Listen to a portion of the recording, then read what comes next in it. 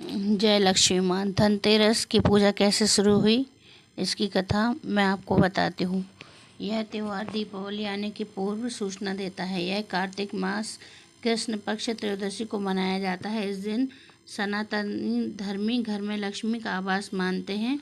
इस दिन धन्वंतरी वैद्य समुद्र से अमृत कलश लेकर प्रकट हुए थे, इसलिए धनतेरस को धन्वंतरी जयंती भी कहा जाता है।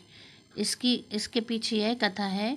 एक दिन भगवान विष्णु मृत्युलोक में विचरण करने के लिए लक्ष्मी जी सहित भूमंडल पर पधारे। कुछ देर बाद लक्ष्मी से बोले, मैं दक्षिण दिशा की ओर जा रहा हूँ, तुम उधर मत देखना। यह कर ज्यों ही भगवान ने राह पकड़ी तो ही लक्ष्मी जी उनके पीछे पीछे चल पड़ी।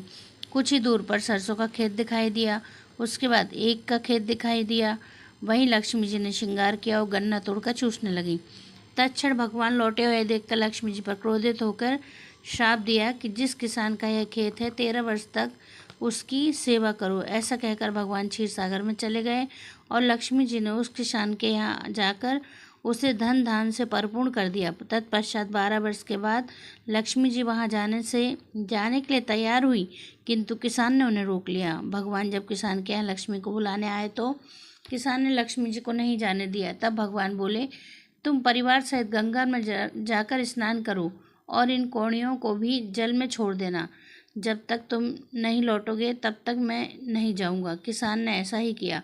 जैसे ही उसने गंगा में कौड़ियाँ डाली, वैसे ही गंगा में से 4 चतुर्भुज निकले और कौड़ियाँ लेकर चलने को उद्यत हुए। तब किसान ने ऐसा आश्चर्य देख गंगा जी से पूछा, ये 4 भुजाएं किसकी थी? गंगा जी ने बोली कि हे किसान, वे चारों हाथ मेरे ही थे। तूने जो कौड़ियाँ मुझे भेंट की थी वे किसकी दी हुई हैं?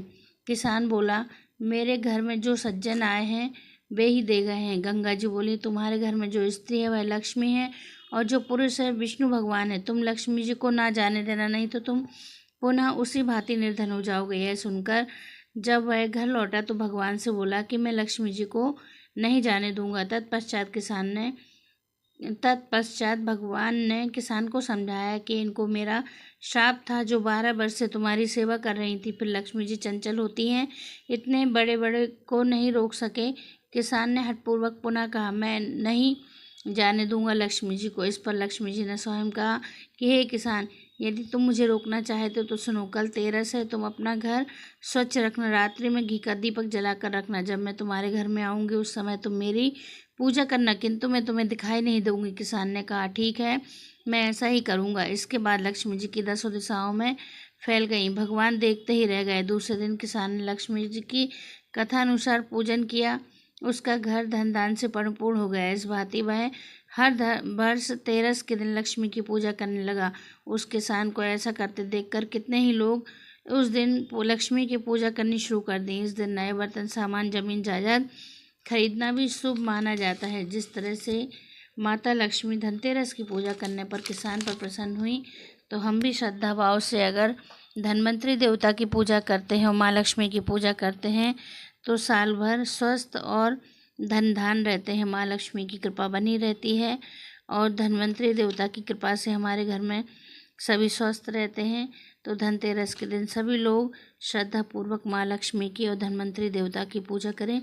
तभी से महालक्ष्मी के पहले धनतेरस की पूजा की जाती है, धन्वंतरी देवता की, ताकि हमारा परिवार स्वस्थ रहे। जय माँ लक्ष्मी।